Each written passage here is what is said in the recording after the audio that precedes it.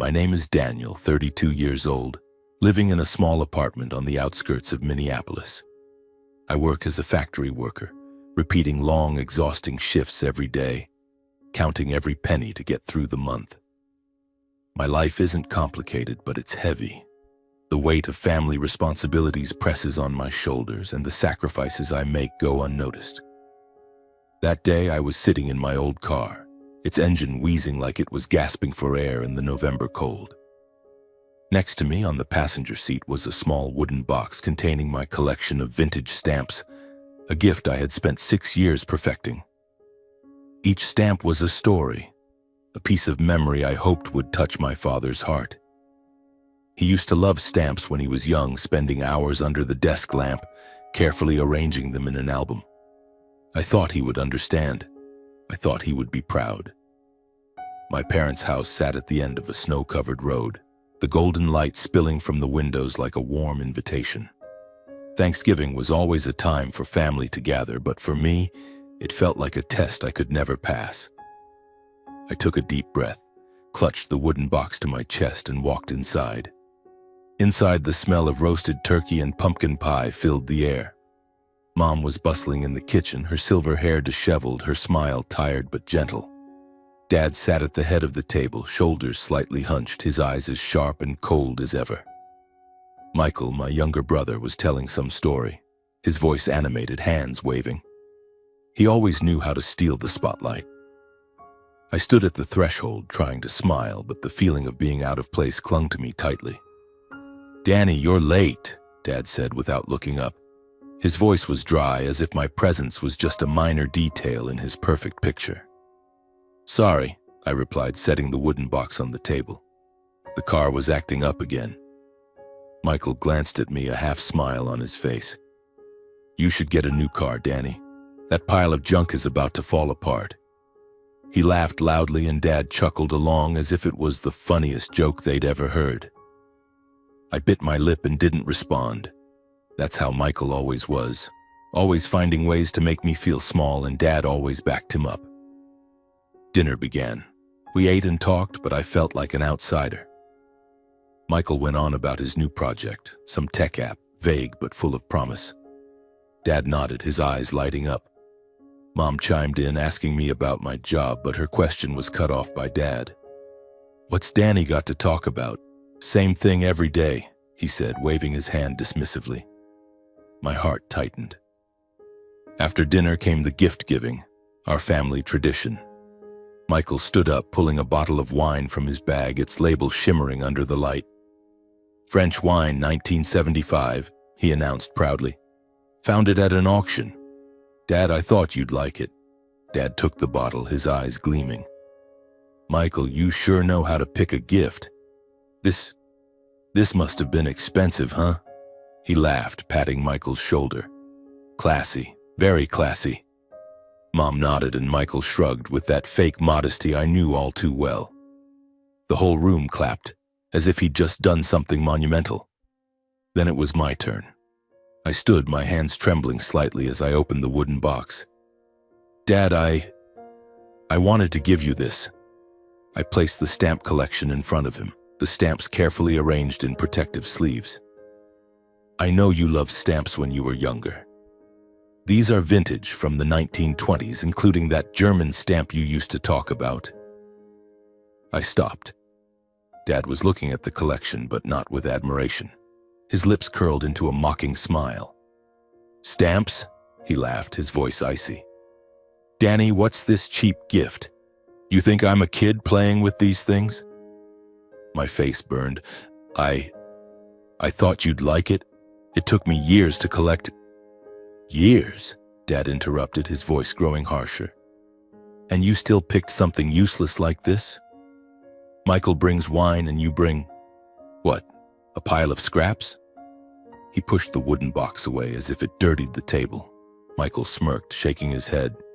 "Danny, seriously, you should try investing in something worth more." He winked at Dad, and they both laughed as if I was their punchline.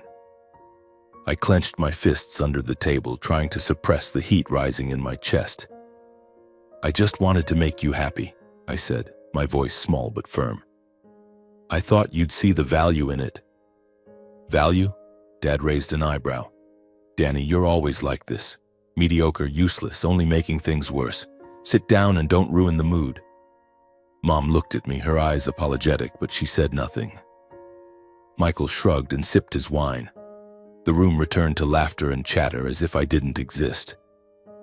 I sat down, my hands still clenched, the pain cutting through my heart like a sharp blade. But the tension didn't end there. While clearing the table, I overheard Michael bragging about buying a new speaker system for his music studio.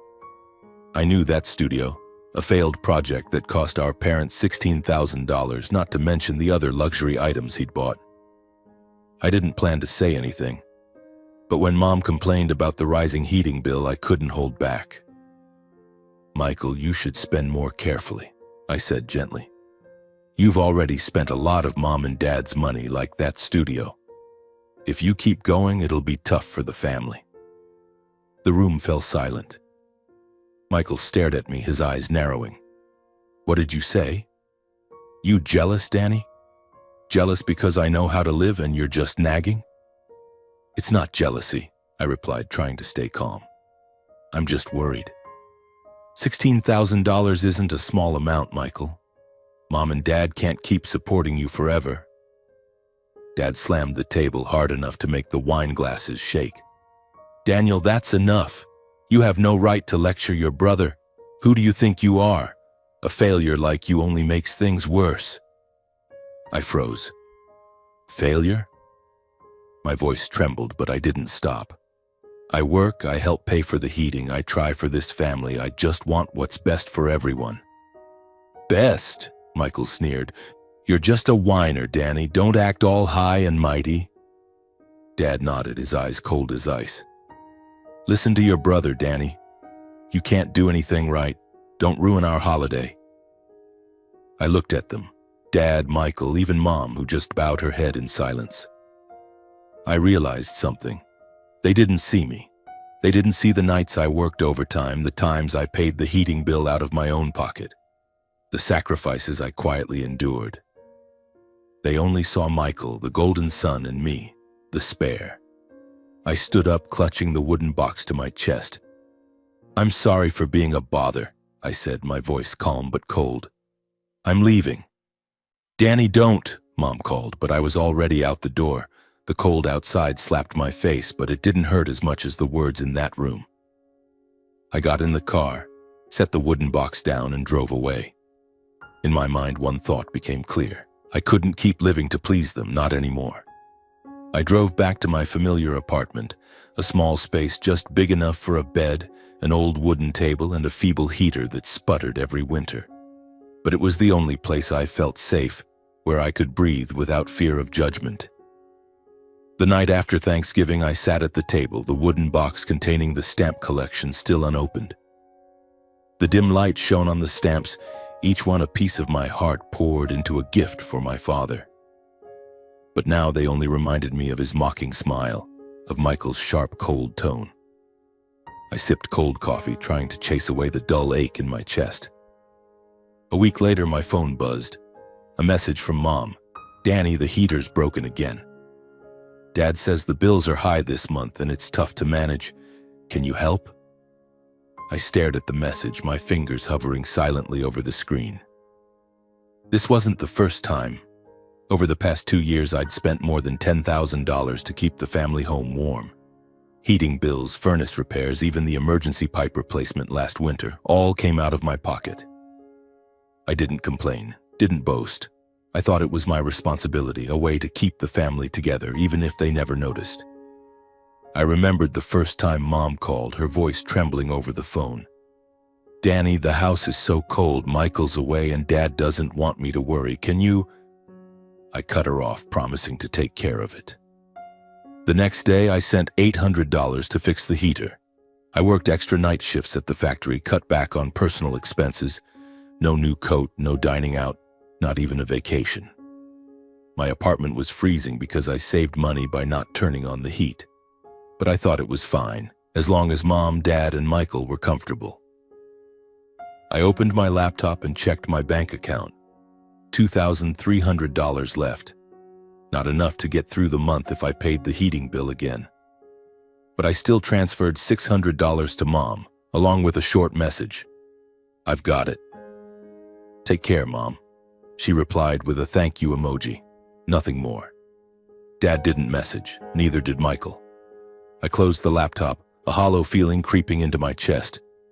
They didn't know what I'd sacrificed, and maybe they didn't care.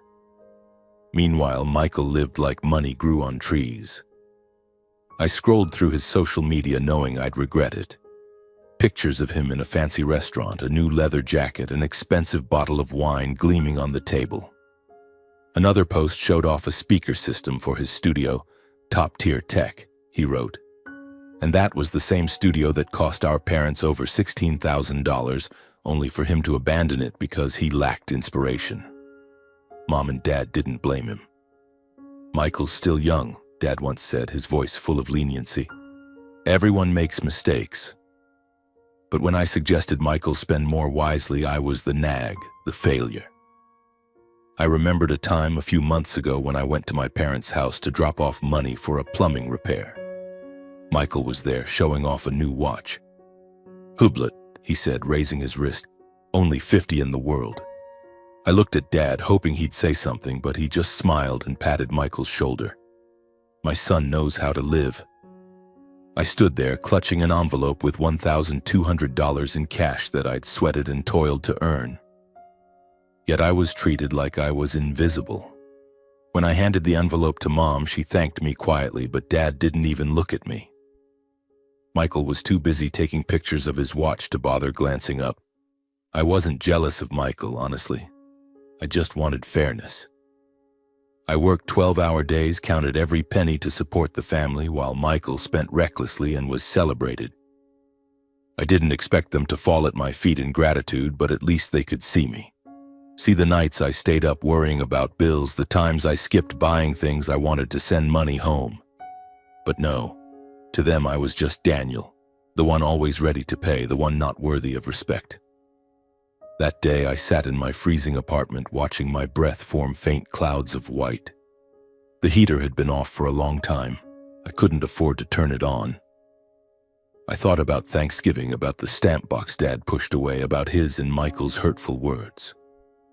I thought about the $10,000 I'd spent, about the sacrifices no one saw, and for the first time, a thought flashed through my mind, sharp as a blade. Why should I keep doing this? I picked up my phone and opened Mom's message. "Danny, can you help?" I stared at the words, my fingers hesitating. I wanted to reply, to say I'd take care of it like always.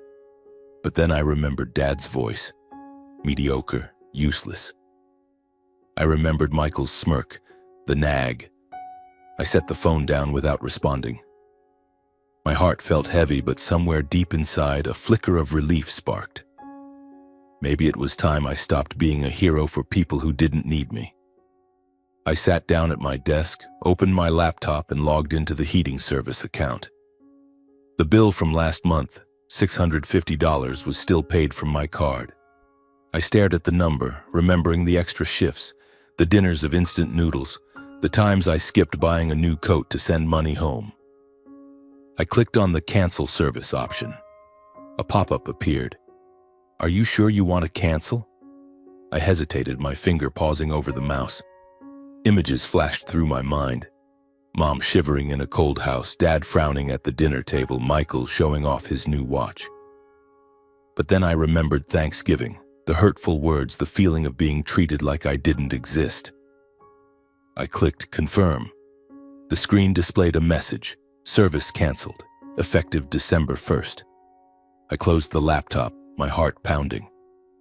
Part of me felt guilty, as if I had just betrayed my family, but the larger part, the part exhausted from sacrificing, from being taken for granted, felt relieved. For the first time, I chose myself.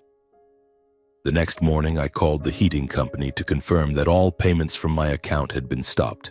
The person on the line asked, "Are you sure?" "It's going to be a cold winter," I replied, my voice calm. "I'm sure." When I hung up, I looked out the window. Snow was starting to fall, each white flake quietly blanketing the street.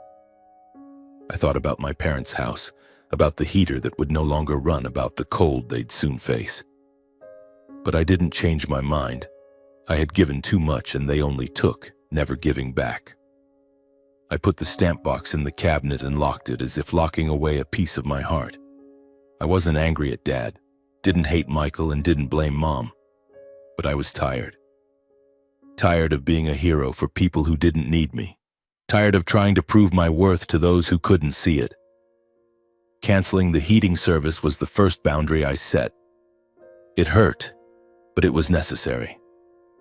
I stood up and turned on the small heater in my apartment the first time this winter. The warmth spread slow, but enough to chase away the chill.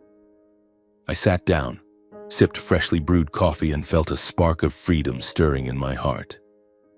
I didn't know what would happen next, but for the first time I wasn't afraid. On December 2nd, the real cold hit. I heard on the radio that the temperature in Minneapolis had dropped to 15 degrees Fahrenheit, with biting winds that cut through the skin. I pictured my parents' house, the spacious living room, the silent furnace, the chill creeping up from the wooden floor. I wondered what they were doing, how they were feeling, but I didn't call. I couldn't. Not because I didn't care, but because I knew that if I gave in, I'd fall back into the old cycle. Sacrifice, be taken for granted, then sacrifice again. My phone lit up constantly. Mom texted, "Danny, the house is so cold. I don't know what to do." "Can you talk to Dad?" Dad called, leaving a voicemail, his voice a growl. "Daniel, what the hell are you doing?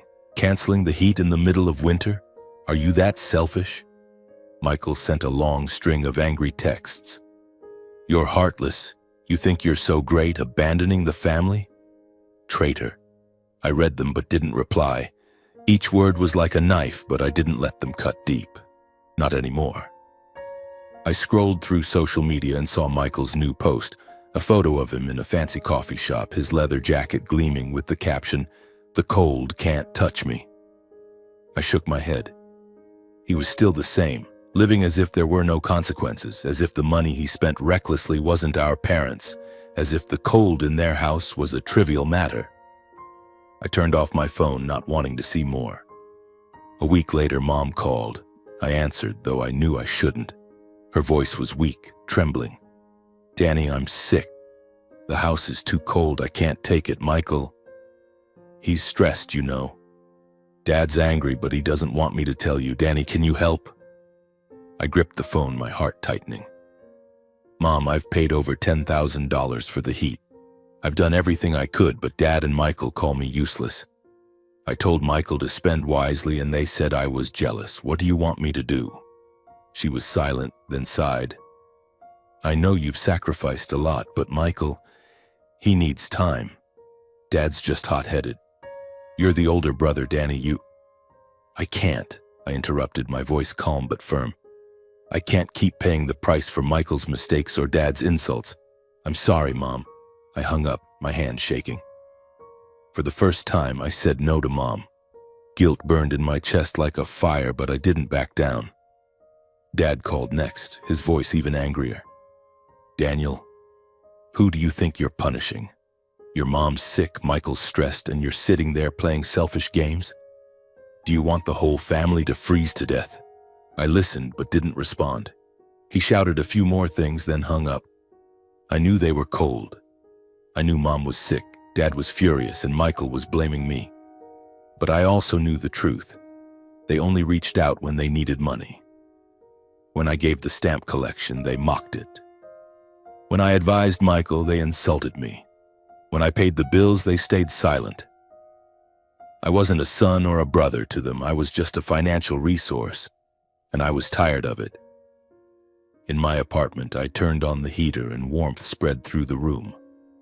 I looked out the window as the snow fell heavier, blanketing everything in white. I thought about my family, about the cold they were enduring. Part of me wanted to call back, to pay for the heat, to make things like they were before. But then I remembered Thanksgiving, the wounds carved into my heart. I sat down, opened a book, and let the cold out there belong to them. For the first time, I felt like I wasn't responsible for everything. One December morning, I woke up early, my breath no longer turning to white clouds in the apartment. The small heater hummed quietly, spreading warmth throughout the room. I brewed coffee, its aroma filling the air, and sat by the window watching the snow fall silently. I had bought a new book, The Old Man and the Sea by Hemingway, from a used bookstore near my place. I read slowly, savoring each sentence, letting the story sink into my heart. Before, I never had time for books. Every dollar, every free hour went to my family. Now I was taking them back. I started cooking. Not instant noodles or dry bread to save money, but real meals. One evening I made beef stew, the scent of herbs and red wine rising from the pot. I played jazz, Miles Davis, the trumpets' highs and lows telling a story of their own. I ate alone, but I wasn't lonely. I savored each bite, listened to the music, and felt at peace. For the first time, I didn't think about Dad, Michael, or the insults from Thanksgiving. I thought only of myself. I bought a new coat, deep green with a warm fleece lining. It wasn't expensive, but it was something I'd wanted for a long time. When I wore it outside, the cold no longer bit into my skin. I walked through the park, snow crunching under my boots, and smiled at strangers. An old lady selling cookies at the street corner called out to me, "You look happy, young man." I bought a bag of cookies, thanked her, and realized she was right. I was happy, truly happy. Sometimes I thought about my family. I imagined their cold house, Mom wrapped in blankets, Dad scowling, Michael posting boasts online. Part of me still hurt. I wasn't heartless. But whenever guilt crept in, I remembered the stamp box Dad pushed away, his voice calling me useless. Michael's smirk when I urged him to save money. I had spent over $10,000, worked extra hours, and neglected my own needs, only to be met with disdain. I didn't owe them anything more. My phone was quiet now. Mom stopped texting, perhaps realizing I wouldn't respond. Dad didn't call, and Michael didn't send more angry messages. I stopped checking his social media. I didn't need to know what he was showing off. I tucked the stamp box into a corner of the cabinet, unopened. It was the past, and I was living for the present. One evening I sat by the heater, book in hand, jazz playing softly. The firelight danced, casting warm shadows on the walls. I thought about the years gone by, the sleepless nights worrying about money, the times I swallowed tears after Dad's insults, the sacrifices no one saw. I realized something. I didn't need their validation. I was good enough, worthy enough, even if they couldn't see it. This small apartment with its coffee, books, and music was my world, and for the first time it felt like enough. One late December afternoon, the doorbell of my apartment rang. I was reading, soft jazz playing, the small heater humming. I frowned. Nobody came by without notice. I opened the door, and there stood Dad, his old coat worn at the shoulders, his face gaunt, his breath forming clouds in the cold. His eyes were still sharp, but there was something weary about them, as if the winter had drained his strength. "Danny," he said, his voice hoarse, "can I come in?" I hesitated but nodded. He stepped inside, glancing around the apartment, the wooden table, the heater, the open book on the chair. He didn't say anything, but I knew he was comparing. His house was bigger but now freezing. My apartment was small but warm. I poured coffee, setting 2 mugs on the table. He sat, hands clasped tightly as if holding something back. "The house is cold, Danny," he began, not looking at me. "Your mom's sick, coughing all night. Michael, he's stressed, lost his job. You know how hard it is for him." I stayed silent, waiting. I knew he hadn't come to apologize. He never apologized. "You canceled the heat," he continued, his voice low but sharp. "In the middle of winter, what were you thinking? Trying to punish us for a few words said in anger?" I took a deep breath, keeping my voice calm. "Dad, it wasn't just a few words. You called me useless, mocked the gift I spent 6 years collecting. I told Michael to save money, and you said I was jealous. I spent over $10,000 on heat, but no one noticed. How do you think I felt?" He frowned as if my words were absurd. "The gift? That pile of stamps? Danny, are you serious? Michael gave wine, something valuable. You brought scraps of paper and expected me to be touched? I clenched my fists but didn't get angry. I was past that stage. Value isn't just money, Dad. I thought you'd understand because you used to love stamps, but it's fine. I don't need you to understand anymore. He slammed the table, making the coffee mugs tremble. Don't lecture me. You're selfish, Danny. Your mom's sick, Michael's struggling, and you're sitting here, warm, not caring if your family freezes. I looked at him, my gaze steady. I care, but I'm tired. I can't keep paying for Michael's mistakes. He spent $16,000 of your money on watches, speakers, wine, but you don't blame him. I paid bills, worked extra hours, and got called a failure. You want my help? Fine. But Michael has to cover half the heating costs from his own money, and you and Mom need to stop enabling him. He froze, then scoffed. Ridiculous. Michael's struggling. He needs time. You're his older brother. You're supposed to help. You want him to take responsibility? That's family business, not your place. Not my place. I cut in, my voice cold. I sacrificed so much for this family. And now you say it's not my place. Fine. If you choose to protect Michael over fairness, then you deal with the consequences. He stood, his face flushed. You ungrateful brat. Petty, always causing trouble. I raised you and this is how you repay me? He pointed at me, his voice shaking with anger. You'll regret this, Danny. You'll be alone and no one will need you. I stood and opened the door. If that's what you think, then let me be alone. I'm not afraid anymore. Cold wind rushed in, but I didn't shiver. He glared at me, eyes full of rage, then walked out without looking back. I closed the door and returned to my chair. The jazz still played, the heater still hummed. Dad's words were like knives, but they didn't cut deep. I knew I was right. I had given too much and they didn't deserve it. I picked up my book, continued reading, and let the cold out there belong to him. The winter in Minneapolis was harsher than I'd imagined. The radio reported temperatures dropping to 10 degrees Fahrenheit, with winds howling as if they could tear everything apart. I sat in my apartment, the small heater humming, a book in hand, but my mind sometimes drifted to my parents' house. I didn't call, didn't text, but I knew they were struggling. Not because I wanted them to suffer. I just couldn't keep being the only one to sacrifice. One day in mid-January, I got a message from Aunt Linda, Mom's sister. Danny, your mom has mild pneumonia. She's staying with me for now. Their house is too cold. They couldn't stay there. I read it, my heart tightening. I thought of Mom, her disheveled silver hair, her tired smile at Thanksgiving. I wanted to call, to ask how she was, but then I remembered the times she stayed silent when Dad insulted me, when Michael mocked me. She loved me, I knew, but love wasn't enough to change things. Aunt Linda texted again. Your dad sold your grandfather's antique watch to pay for temporary heating. But it's not enough. They're putting the house up for sale. I was stunned. The watch, a family heirloom Dad was always proud of, something he once said he'd pass to me or Michael, was gone. The house where I grew up, where laughter once filled the air, was now just a listing on a for sale sign. I thought I'd feel pain, but instead a hollow emptiness settled in. My family, the thing I'd sacrificed everything to hold together, was falling apart, and I couldn't do anything to stop it, nor did I want to. Michael, as always, lived in his own world. I no longer followed his social media, but Aunt Linda told me he'd been fired.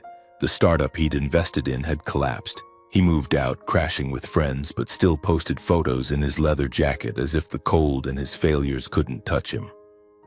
Mom and Dad had no more money to enable him, and for the first time, Michael had to face the consequences himself. Dad, who always defended him, was now just angry and powerless. Aunt Linda said he spoke less, often sitting alone in the cold room, staring out the window. The house sold by the end of January. I saw the listing online, a brief post with a photo of the snow-covered house, priced far below its true value. I imagined my parents packing, Mom coughing in her old sweater, Dad scowling but helpless. I didn't know where they'd go or how they'd live. Aunt Linda said Mom wanted to call me, but Dad stopped her. He doesn't care, he said. I didn't blame him. To him, I was the traitor, the selfish one. He didn't see the $10,000, the stamp collection, the nights I worked overtime. He only saw Michael, and now, even Michael was gone. My family fell apart not because of the cold, but because of cracks that had been there all along. I once thought I could patch them with money, with sacrifice, with love. But I was wrong. I alone wasn't enough. I sat in my apartment watching snow fall outside the window and realized something. I wasn't the one who destroyed the family. I was just the first to walk away from the wreckage. Winter passed, and I'm still here in my small apartment. The heater still hums, but now it's the sound of peace, not a burden. I no longer have contact with my parents or Michael. My phone stays silent, no texts, no calls. Sometimes I wonder what they're doing, but that curiosity fades quickly like snow under the early spring sun. I'm living for myself, for the first time in my life. Every morning I brew coffee and open the window to let the cool breeze in. I read books, Hemingway, then Orwell, then slim volumes of poetry I find at the used bookstore. I listen to jazz, letting Coltrane's saxophone guide me through long evenings. I cook, homemade spaghetti, roasted beef with herbs, buttery cookies. Each meal is a gift to myself, not something I cut back on to send money home. I've started walking more. The park near my apartment has become a place where I find stillness. I sit on a bench watching children play in the snow, their laughter ringing out. Once, I ran into the old lady selling cookies again. "You're still happy, young man," she said, her wrinkled smile warm. I bought a bag of cookies, thanked her, and realized I wasn't just happy, I was free. Work at the factory is still grueling, but I no longer take extra shifts. I save money not for someone else's heating bills, but for myself. I bought a new desk lamp with a softer glow. I signed up for an evening drawing class, not out of ambition, just because I wanted to try. My pencil strokes on paper are clumsy, but I smile as I draw. And that's enough. Sometimes I think about Thanksgiving, the stamp box, the things Dad said. I'm not angry at him anymore. I don't hate Michael, don't blame Mom. They're part of me, but not all of me. I used to think family was where I belonged, something I had to sacrifice everything to hold together. But I was wrong. Family isn't the people who take your worth away. It's the ones who see you, truly see you. And if they don't, you have to see yourself. I no longer seek validation. I don't need Dad's pat on the shoulder, Mom's thanks, or Michael's apology. I'm enough right here in this small apartment with its old heater, home-cooked meals, and yellowed books. I live not to prove anything, but to enjoy. One early spring evening, I sat by the window watching the city lights twinkle. The snow had melted, but the chill lingered. I thought about a question. Was I too harsh, canceling the heat, refusing to help, walking away? Or was it necessary to protect myself? I don't have a clear answer. What about you? If you were in my shoes, what would you do?